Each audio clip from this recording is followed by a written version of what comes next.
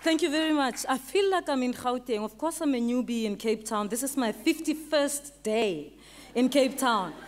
Moved from Gauteng, still getting used to it. But of course, in Gauteng, if I were to speak in an audience like this, there'll be some vet students in the audience and they'll be making some noise. So I'm sure there's UCTers in the audience. Thank you so much for the welcome. I'm an academic, and so I've prepared an academic talk. And I want to reflect on the new activism, what I call the new activism on our campuses today. And I've called it the triple helix of new activism on university campuses. Unfortunately, we won't have time to talk after this. I suspect that what I'm going to say is going to be provocative, and you might want to talk back. So I invite you to engage me on Twitter, Instagram, or Facebook. Just look for @FabAcademic and post your questions. I will rush out back to work after this, but we can talk on social media if you have questions for me. As I said, I want to talk about the new activism that has exploded on our university campuses. This explosion is mainly because of student exclusions, which have reached unacceptable proportions, and they are not always based on justice and fairness. More than 30% of students leave higher education each year because of financial or academic exclusion. Access and success in South African higher education is obviously inextricably linked to privilege. This new activism, in my view, tackles head-on the deficits that characterize the coloniality of our universities, and it is exemplified by the must-fall protests. It is true that we didn't see them coming, I mean, those of us particularly who work at universities. But in hindsight, higher education was out of touch with students and with broader civil society, especially the poor. We had our heads in metrics and compliance, bogged down by policy, audits, performance, and corporatism. This is, of course, an easy generalization, but university management has been in the thrall of neoliberal ideas, both in terms of how we run our institutions and what we teach in our lecture rooms. It is not surprising, therefore, that we now have to contend with the roads must fall in the intellectual and symbolic space. Fees must fall in the material and admission space, and outsourcing must fall in the employment space. This is what I call the triple helix of new activism. It is fundamentally about inequality and a contest for ownership of knowledge and the economy. The political formations on campuses have focused our attention on these serious threats to democracy. The methods have been rough and ready, involving vandalism, but the intractable issues still have to be faced. It seems to me, therefore, that new activism's power rests on how it has harnessed populism, political tactics, and intellectual exclusion to marshal the effective challenge to the marketized university that has lost itself in the international rankings, fundraising, publication inflation, and an untransformed faculty and curriculum. In many ways, while we as South African universities previously argued that our research is relevant and the education that we offer is Africa-focused, we had our eye on the outside world more than we did on our context. Get me right. It is not wrong to focus on getting a higher rating. What is a problem is to ignore the local context. So populism has drawn on the relative strengths of students and labor movements to take the lead in changing higher education. And sometimes it has adopted a slash and burn approach, and in other times it is a carefully calculated pact based on mutual identification. It has taken on the mantle of guardian of the poor and marginalized to challenge the heartlessness of government and capital. In this sense, it is consistent with student movements across time and continents, especially at moments of political and economic flux. Another feature of this new activism is political expediency and opportunism, which has fragmented the student movement that began in solidarity at the end of 2015 with the Fees Must Fall march to the union buildings, which many of us supported and some of us joined. I was there at the march and supported the cause. But rivalries have crept in and grandstanding has led to violence and arson. It is also apparent that labor has paid dearly as outsourced workers in some universities have lost their jobs as universities consider ways of stretching their already overextended budgets. The calls for free education are also not handled adequately. Of course, no education can be free, but what is at the heart of this debate, in my view, is an ideological debate about the decommodification of higher education, rather than just affordability. And somehow, many people do not want to talk about this ideological debate. All they want to do is to focus on making higher education accessible by making it affordable through sourcing funding for students from low socioeconomic backgrounds. And that's admirable. But the truth is that if we do not address the challenge of decommodifying higher education, we will always have the protests happening in this way. We've got to get into the debate and decide where we stand as a country. And while this approach of focusing on accessibility and making education affordable may seem reasonable, it comes across as the generosity of the oppressor, as students would interpret it, student protesters would interpret it. The generosity of the oppressor who is only interested in protecting his own position of power.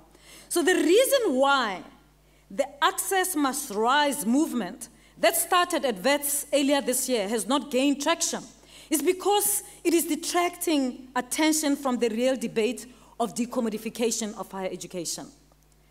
The new activism is profoundly about political change. It is part of a larger challenge to the ruling elite, confronting constitutional agnosticism, corruption, and privilege, all of which confront inequality. But the political is clearly about rethinking institutions and questioning their lack of transformation. Unfortunately, democracy has not changed the apparatus of the state, nor has it rethought the idea of the university. While 1994 provided a political solution to end apartheid, it did not reconstruct society in profound economic and structural ways. So the contestation around neoliberal economic policies and the National Development Plan is growing, and champions of economic liberation are not only flexing their revolutionary muscles in political formations, there is also a swelling tide of civil unrest. Student formations on campuses have channeled their social forces to become political game changers in democratizing democracy. And we've seen some of the results of that in the elections that have just gone past. New activism has torn at the colonial edifice of the university, whose globalizing discourses have thinly camouflaged their northern ramparts. Debates about decolonizing higher education have rapidly assembled scholarly ammunition to mount the attack on epistemic fortresses that epitomize the 19th and the 20th century university curricula.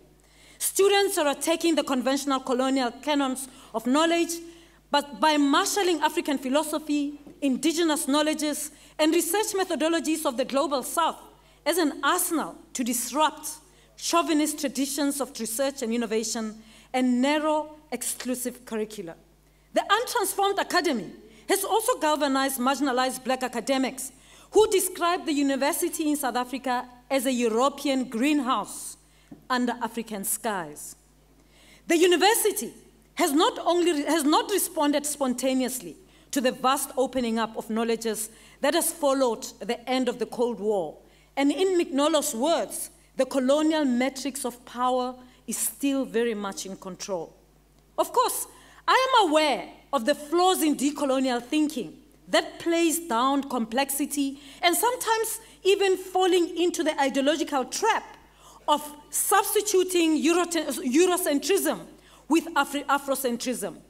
But in the conflicted environment of inequality on most campuses, students and academic staff naturally take up hard positions. We should not shy away from the contest. We should acknowledge that Rhodes Must Fall and its progeny represent a black intellectual rage against the ideological superstructure of South African higher education and its whiteness. The inclusiveness that is preached in democratic discourse glosses the entrenched inequality of the professoriate and the intellectual apartheid that denies humanity, maintains hierarchies of knowledge, and authorizes influential scholarship. Students are summoning the wisdom of continental theorists and diasporan thinkers to engage academics in an epistemic battle. Populism and political tactics are strategically linked to a serious intellectual project to rethink the idea of the university, perhaps towards a multiversity which enlarges reservoirs of knowledge, enhances epistemic competition, fosters diversity as inclusiveness, not simply tolerance, and advocates anti-racism so that the academic project can flourish. I know that some of us may be angry, irritated, or even uncomfortable about this new activism on our campuses, but the fact that South African academics and university executives are today, in 2016, forced to debate what a transformed higher education institution should look like shows the influence of this new activism. And of course, the question is why is it that 22 years after the dawn of our democracy, we are still dealing with the debate of transformation as if we've never started? The problem is that we haven't made any progress in 22 years. I mean, you wouldn't even think about this, but in 22 years, we still have universities where you have only one black South African woman full professor in the whole university. That just tells you why there's so much anger. And so my view is that transformation, whilst we've talked about it in this country for the past 22 years, until the mass fall movement, transformation has been dealt with as a matter of compliance rather than as a matter of change in structures, ways of doing, ways of knowing, and ways of being. Transformation, in my view, it is not just about the transfer of power from one elite to another. It shouldn't just be about increasing the number of black people in seats. Our experience shows that if we only focus on the transfer of power, then the people will continue to feel powerless, marginalized, and disillusioned, as it is happening now. So while changing the social composition of power is important, we have to realize that it is not sufficient. We also need to transform the structures as well as ways of doing, knowing, and being. How universities respond to the ongoing challenges of transformation is likely to determine their relevance and importance in changing the economic and labor prospects of our country. A notable aspect of this new activism, and this is an important sort of sidetrack, but important in the talk. The notable aspect of this new activism has been its Twitter dimension. It is a social movement mobilized via social media to become what Tanya Bosch has described as a collective project of resistance to normative memory production, creating a new landscape of minority memory and bringing to the fore the memory of groups who have been rendered invisible in the landscape, thus speaking to the alternative interpretation of historical events. Tanya Bosch argues that the Twitter activism has lubricated its counter-memory. The Twitter activism that lubricated this counter-memory shows the politics and practices involved in listening across difference, or what you can call a political listening, which can undo the oppression that happens partly through not hearing certain expressions from certain kinds of people. So suddenly, the poor and marginalized are getting heard through social media because they put their thinking out there in the public for everyone not to avoid, but to engage with. What then does this new activism mean for us today? First, it helps us to understand and make sense of the deep anger in our society. And this deep anger is not only located in universities, it's all over our country. And rather than being irritated by the anger, it's important to understand it. And this new activism helps us to understand it. Even though it's violently expressed in the burning of buildings and destruction of anachronistic symbols, it helps us understand this anger and confront and deal with the anger. But secondly, it explains the vandalism that has accompanied its more thoughtful interventions. There is no denying that in the current economic system, the poor have figured out that they have very little to lose. So while vandalism is unacceptable, and in the end, it will affect the poor more harshly. And I always say it's like drinking poison and hoping your enemy dies. Even though that's the case, rather than just condemning it, we need to understand why it is happening. And then our engagement should start from the point of understanding. And not if you start by condemning, then nobody's going to listen to you. You want to change, you understand first, you accept, you know, this is what it is, this is where it comes from, you understand, you engage from the point of understanding. Then you'll be heard by the other side. But thirdly, the new activism calls for a complete rejection of the systemic, symbolic, and intellectual worlds which are inhospitable. Students don't feel at home in our universities. And to tell them that if they don't feel at home, they must pack their bags and go, doesn't help. They do not recognize themselves in what they are forced to learn. And they have to learn disciplinary languages that have no roots in African context, apart from also having to study in a language that's not their own. So saying to students, well, if you don't like it, pack and go. What are you saying? Should 90% of South Africa pack and go where?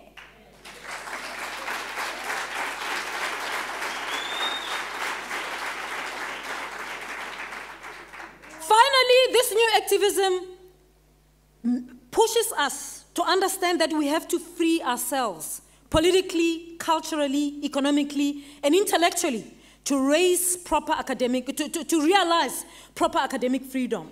And this will link academic freedom with accountability, because that's important. But the elephant in the room is how do different university vice-chancellors deal with this new activism? Some take a high hand, and others choose a more negotiated approach, and yet others hope its energy will evaporate, so they buff up campus security and put their heads in the sand. There's different approaches, right? And although all of these tactics may be problematic, and some of them may be, many believe, actually, that proactive negotiation is the most effective. New activism, however, is deeply suspicious of leadership that overrides the transformational intents of students' protests, similarly to how black consciousness traditions rejected the liberal formulas of the 1970s and 80s. And so, as leadership, it's always a challenge. You always have to understand that the new activism is suspicious of whatever you do. And so thinking about how you do it is important. There is a sense in which such action is seen as supremely colonial, relying on entrenched authority to determine the nature of the transformed university. And this silences the students' voice because in their view, the oppressor still sets the agenda. So how do we work? And that's the challenge. How do we work with students in such a way that they don't feel like the oppressor, whose management, in this case, sets the agenda and they have nothing to say about the way forward? So what do we need to do? Some say we must empathize. And of course, empathy is important, but in my view, it's not sufficient. I think we need a radicalism, even in leadership. The kind of radicalism that can reimagine the university, its role in our society, and has clarity about what the academic project should be about and how we make it happen. We need a radicalism that does not use the American and the British university as a model of what our higher education system should be. And please understand me. When I say we need a radicalism, my view is that radicalism is not anarchy. It is fundamentally about critiquing what was never critiqued. We must stop modifying, reforming, and revising the old and sometimes the West. It is time to be radical in our understanding of what higher education should be about and how. And maybe doing that will actually make us stand out in the world rather than be a substandard Oxford.